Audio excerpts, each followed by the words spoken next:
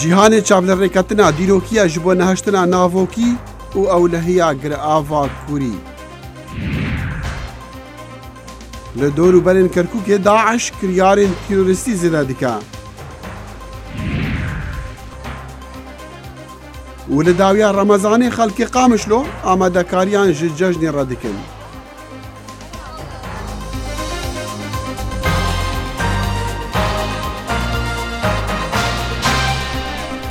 سلام و ڕێزی دەماخواش لەگەڵ کورد کۆنەکشن ji dengê Amerîka li Washington. لای منی شۆم کاتە هەموو کاتێکتان شاد و بەرنامەی کورد کۆنەکشنی ئەمڕۆمان بە کۆبوونەوە مێژوویەکەی سینگاپۆر دەست پێ دەکەین.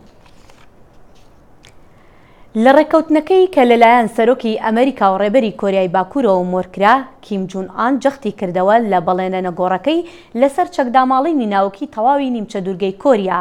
هاوکات سەرۆک ترامپیش بەڵێنی دابینکردنی متمانەی ئاسایشیدا بە کۆریای باکوور و هەروەها گوتیشی کۆتایی بە مانۆڕی لەشکری لەگەڵ کۆریای باشووردا دەهێنێت. سەرۆک ترامپ و ڕێبەری کۆریای باکوور کیم جون ئان و توێژێکی چڕوپڕیان ئەنجامدا کە تیایدا بیرروڕایان لەسەر چەندین بابەتی گرنگ ئاڵوگۆڕ کرد. ئەمەش یەکەم کۆبوونەوەی نێوان ڕێبەرانی هەردوو وڵات بوو پاش زیاتر لە نیو سەدەی دژبەریکردن.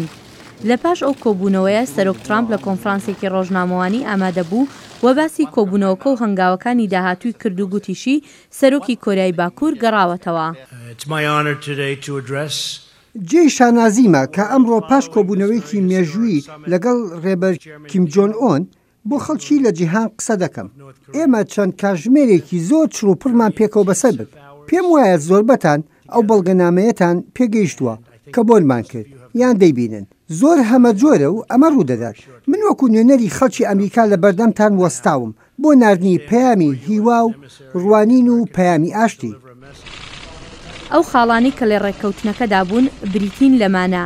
یەک وڵاتە یەکگرتوەکانی ئەمریکا و کۆریای باکوور پەیوەستن بە دامەزراندنی پەیوەندی نوێی نێوان هەردوو وڵات لەسەر بنچینەی خواستی خەڵکی هەردوو وڵات بۆ ئاشتی و خۆشگوزەرانی. دوو ئەمریکا و کۆریای باکوور هەوڵەکانیان یەک دەخەن بۆ دامەزراندنی حکوومەتێکی سەقامگیری ئاشتیانە لە نیمچە دوورگەی کۆریا.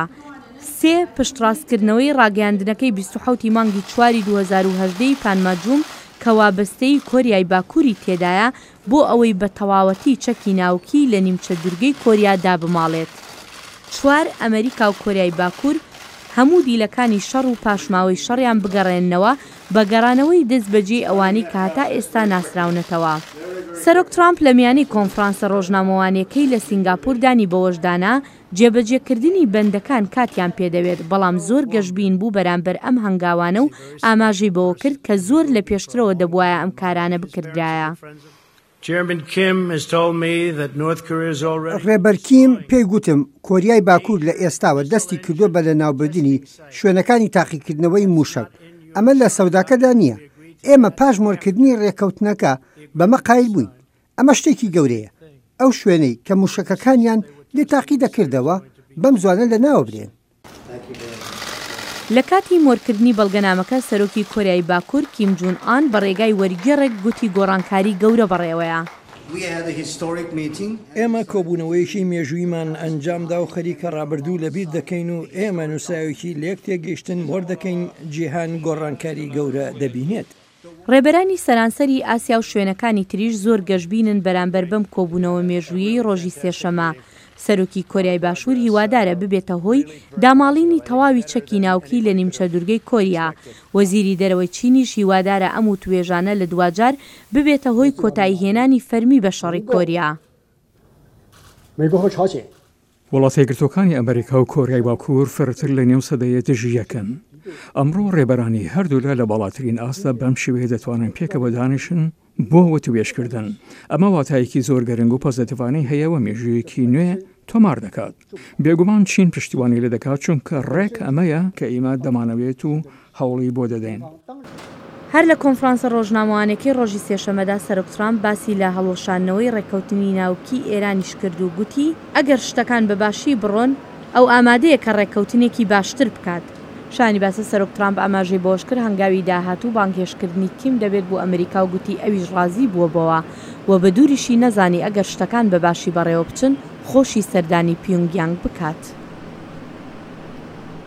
پشتی جیڤینێ دەگەڵ ڕێبەری کوریا باکوور سەرۆک دۆناڵد ترامپ بە دەنگی ئەمریکا ڕاخەفت و پەسنین کیم جونگ ئۆن دانگوت ئەو مرۆڤێکی گەلک ژیرە و مەدەست بڕێکەتنەکە گەلک هێژا کریە لە سنگاپۆرە سەرۆک ترامپ گۆتە گرێتە ڤان سسرن یا دەنگی ئەمریکا و ئەمێ ناوکی کوریایە باکوور ji nav bibin û ew dê li demekî zû jî bêkirin wê got piraniya civîna wî digel rêberê Kuriya Bakur li ser ji navbirina navokî bû lêdîsan wan pirsa mafê mirov van xiste dan û standinan Serok Trump gote dengê Amerîka ku serbazên Amerîkî dê li Kuriya Başûr bimînin lê ew ê minawerên serbaziyên hevpêşik bi Kuriya Başûr re rawestînin çunku xerciya wan gelek zêde ye.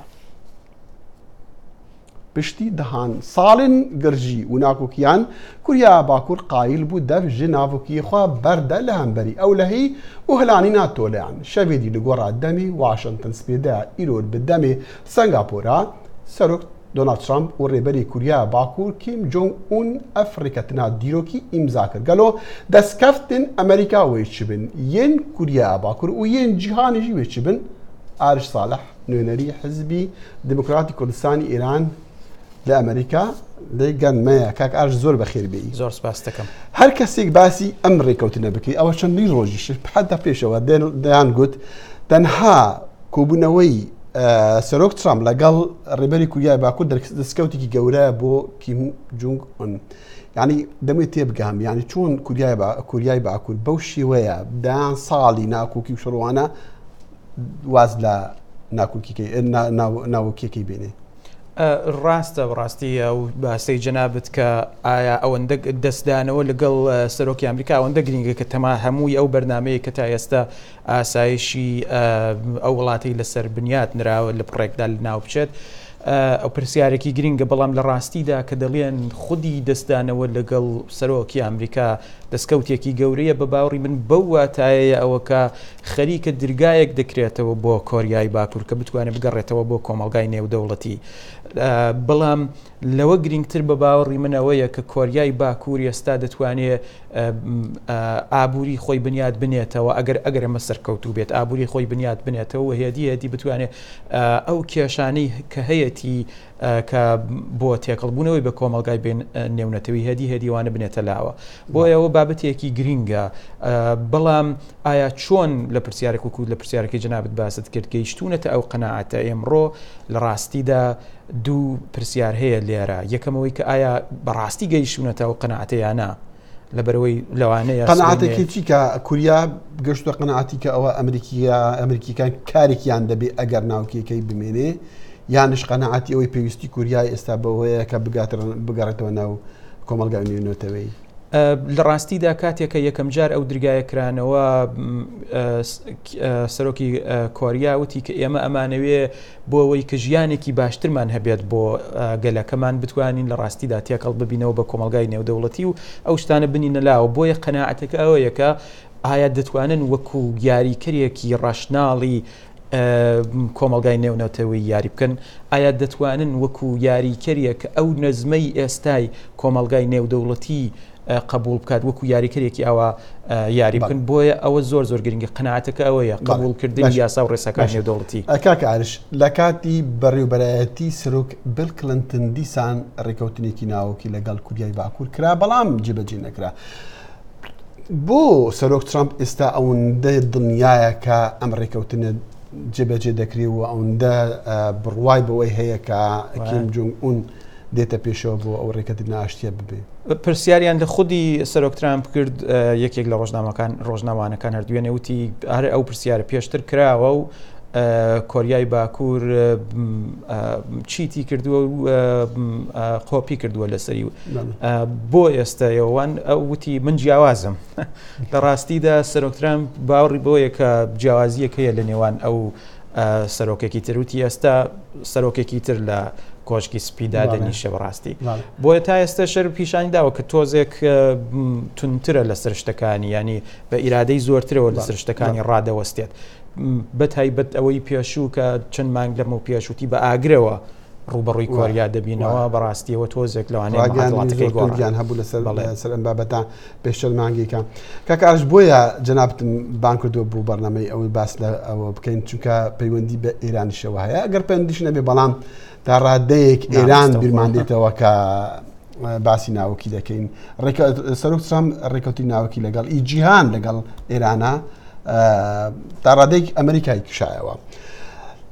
تۆ بڵی دوای ئەو ڕێکەوتنی لەگەڵ کوریای باکوور ئێران ئامادە بێ لەگەڵ حکوومەتی بەڕێوەبەرەتی ترامپ دابنیشێ ڕێکەوتنی باس لە ڕێکەوتنیکی تر بکات لەگەڵ لەسەر مەسەڵی ناوەکیەکەی ئەوەیە کە ترامپ خۆی باسی کرد و توێتی ئێمە ئامادەین بۆ توێژ لەگەڵ ئێران هەروەها پامپێۆش 12 خاڵی ڕاگەیاندوتی ئێمە ئەگەر ئێران ئەو 12 خاڵت جێبەجێ کات ئێمە ئامادەین ئێستا ئەگەر منطقی لۆژیکی وتوێژوانە لە بەرچاو بگرین تۆ بڵێوان ڕازیش دەبن بەهشتی بە نوای ئاوە بەڵام لە ڕاستیدایە ئێران ئەمە سەرێکی معادلەکەیە سەرێکی تری معادلەکەوەیە کە ئایا ئێران دەگاتەوە قەناعەتەکە سەرۆکی کۆریای باکوور احتیمالەن گەیشتووە ئایا دەتوانی ئێران قەواعد و یاساکان و ڕێساکانی کۆمەلگای نێودەوڵەتی پەسەند بکات و وەکو دەوڵەتەکانی تر هەڵسوکەوت بکات ئەگەر قرار بێت ئاوا بکات ئێران دەبێت دووشت بگۆڕێت یەک چیەتی و ماهیەتی خۆی لە ناوە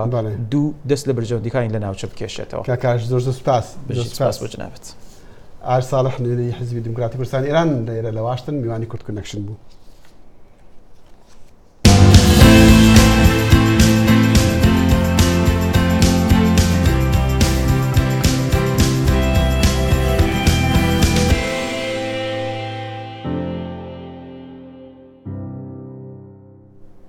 لێ تورکی ئامادەکاری ji بۆ هەڵبژاردنین پەرلەمان û serokatiyê li 24 vê mehê tên kirin şareza bawer dikin ku partiya desthilatdar ya Serok Recep Tayyip Erdogan ku bi hîviya destkeftên pitira wê li van hەڵbژardinan rastî zehmetiyan jî bibe.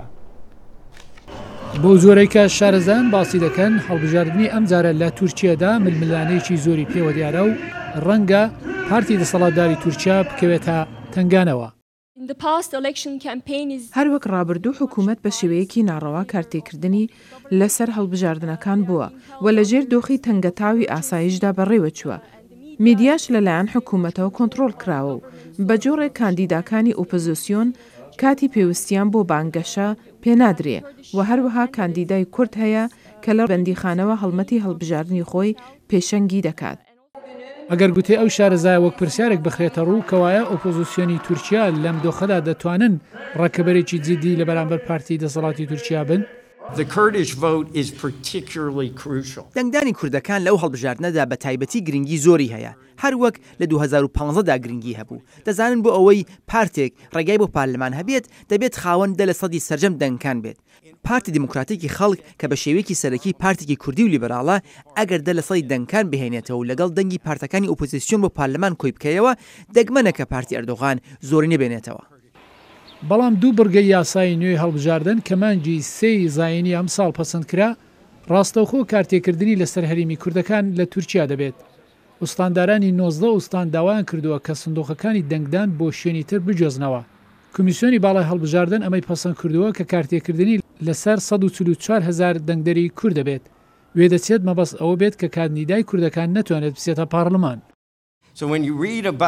کاتێک ئێوە سەبارەت بە ئەوە دەخوێننەوە کە دەنگدانی کوردان کەمتر بکەنەوە ئەوە مەبەستەکەی و سەبارەت بە پارتی کورد هەدەپەیە کە داخوا دەتوانێت 10% دەنگکان بێنێتەوە. ئەو شارەزای کورد پێی وایە لە هەڵبژاردنەکانی 2015 بێزگە لە پارتی هەدەپەیە هۆکاری تریش هەبوون کە کوردەکان دەنگی زۆر بێننەوە. باوەڕم وایە بەرزبوونەوەی هەدەپە لە هەڵبژاردنەکانی پێشتر دەگەڕێتەوە سەر شەر لە کوبانی. سەرۆکی تورکیا خەریکی ڕێخستنی قەیرانی کوبانی بوو لەبەر مەسەلەی کۆبانی خەڵکێکی زۆری کوردی بۆ لای خۆی ڕانەکێشا بۆیە خەڵک لە پاتەکەی دوورکەوتنەوە.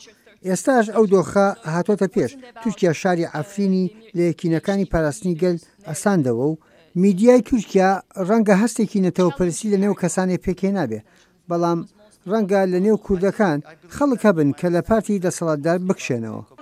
بەڵام ئەو سیستمە تازەی دەسەڵاتداری تورکیا دەسەڵاتەکانی سەرۆک زۆر زیاتر دەکات و نەخشی پارلەمانیش کەم دەکاتەوە.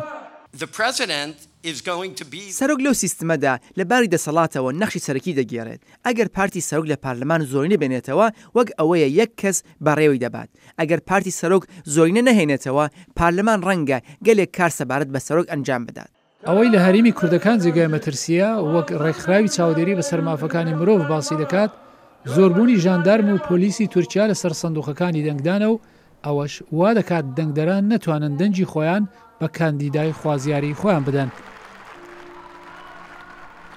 بەربژاری سەرۆکایەتی پارتی جەهەپا محەڕەم ئینجا ڕۆژی دووشەمە لە ئامەد کۆبوونەوەیەکی جەماوەری ئەنجامدا و بەڵێنیدا کێشەی کورد بە ڕێگای سیاسی چارەسەر بکات.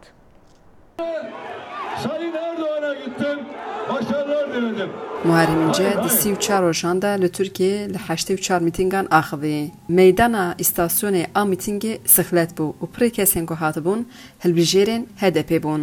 Di dema gotara Muharrem İnce de girsê ji bo Selahattin Demirtaş duruşman davêt û ji bo wê azadî dixwestin.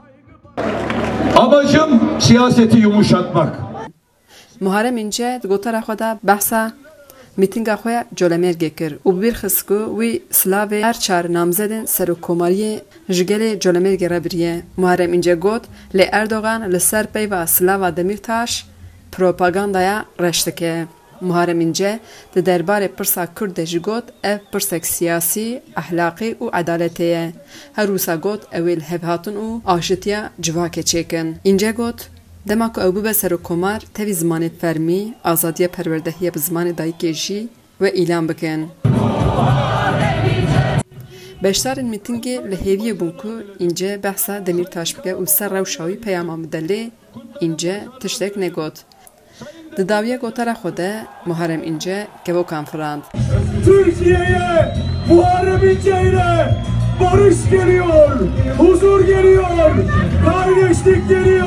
Dinga giringe bayatiye memlekete me çoma Selahattin Demirtaş barışe bayteme ki barış umudiyeye bu barış umudiye ki deste hali medeni beda deyim deste hamdipe İroj bu mitinga Muharrem İnce'ye mecbur yahayatına biz Rabbi alemi emevi bugün Cumhurbaşkanı. Di nav beşdarên mîtingê de mamosteyên kuşkar hatine avêtin jî hebûn. Her wisa karmendên ku ji ber lêpirsîna ewlehiyê nikarin dest bi karê xwe bikin jî mektûbê xwe anî bûn û gihandin Muharrem İnce da ku belkî ji bo derdê wan bibe derman.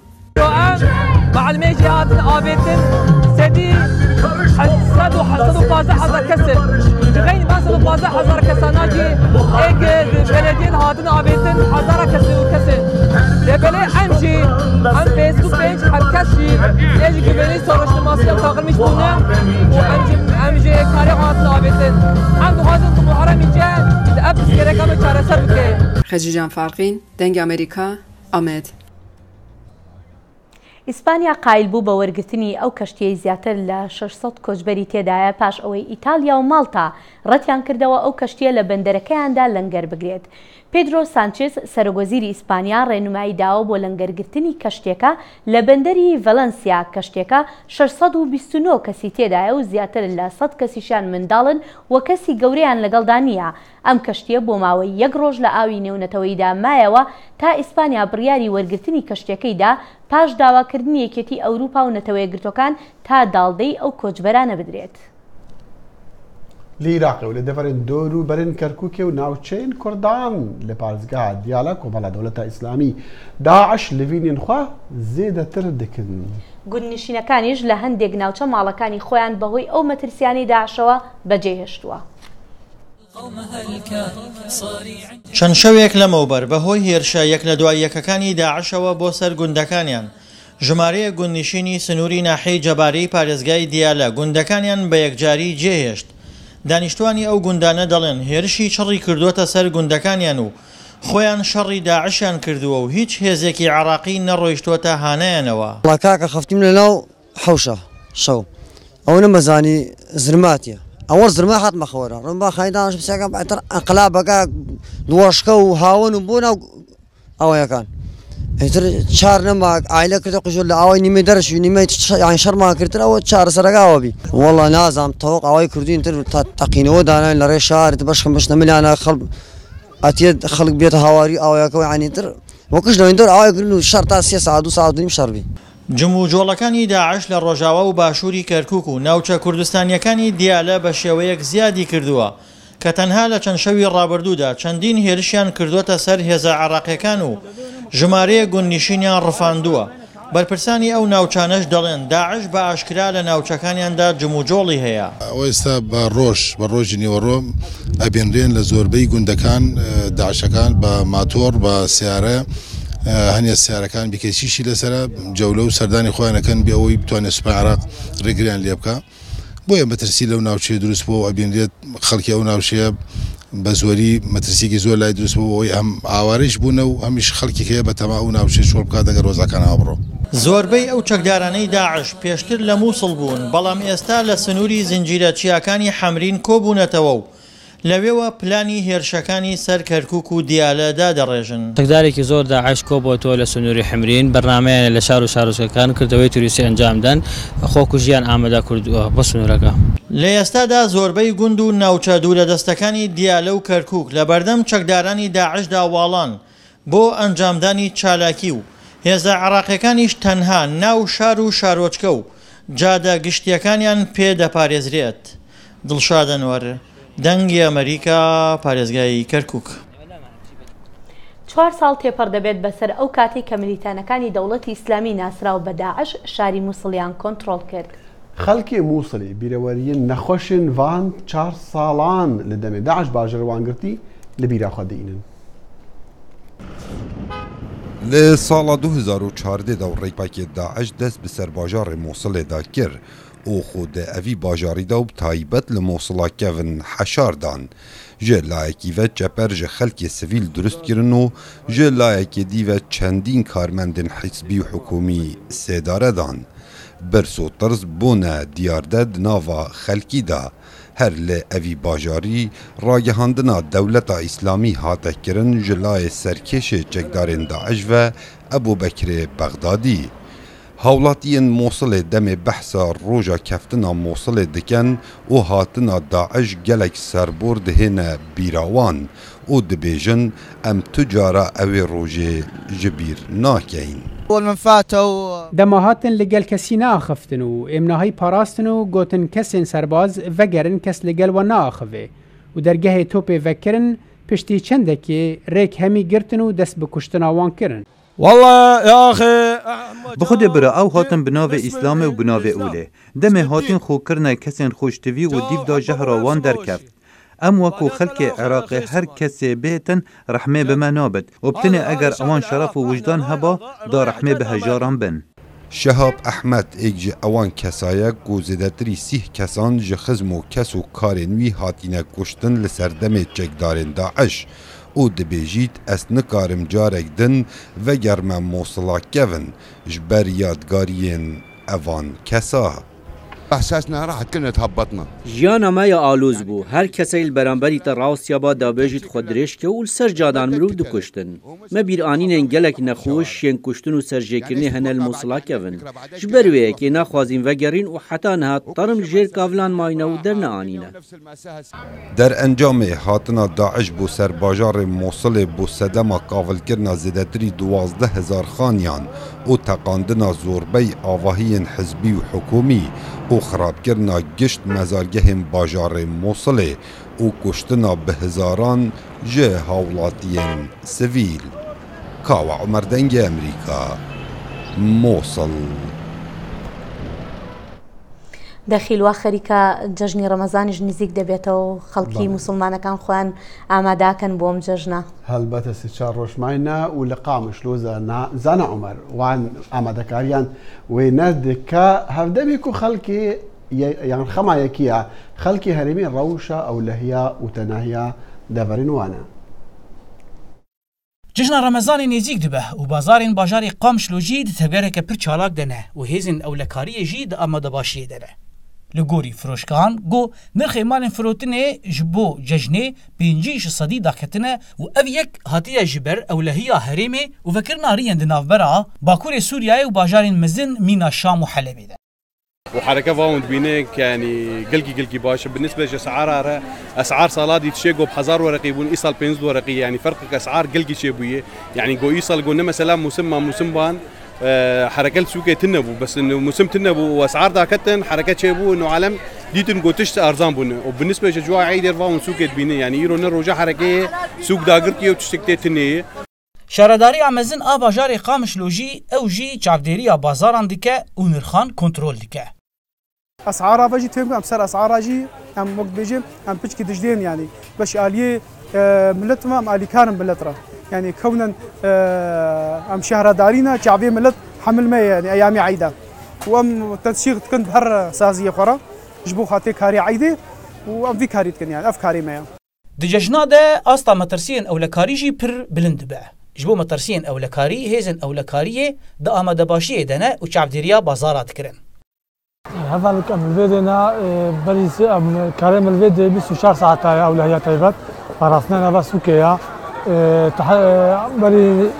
بري عيد بسيرو جاب شارجا كلفنا اسم فاردة جبو مثلا حالك إرهابي حالك مشكلة شيء بينك فتنة بكن شكل بكن مشتبه أما بدرن كريم الفيديو 24 ساعة بري ناكف 24 ساعة والفيديو تقريبا ام ناشنا ماله حتى عيد شفا عيد ام دشنا ماله بس الشخص هذا قبل الفرح حاضرين تيجي ملت ولا قصة مثلا اريكاري ب ام اريكاريا واتكن مثلا هناك جي صارك او ناس هناك جي مشكله كبار تشد ب دزي بار تشد ب ام بار اريكاري ولاتیجی کیف خوشی خوب اولکاریه و داکتنا نرخان تینن زمان هفی دکن گو ججناوان به پرزگریکن اوله در باس ببع ولا اسعار باش يعني الجوري صار اي سال حمد جي زحفه اسعار جي باش جوا صار تري باشترن ارزان ترنشي وعيدا ملت حن ان شاء الله حدت على بكيف وخشي درباسكي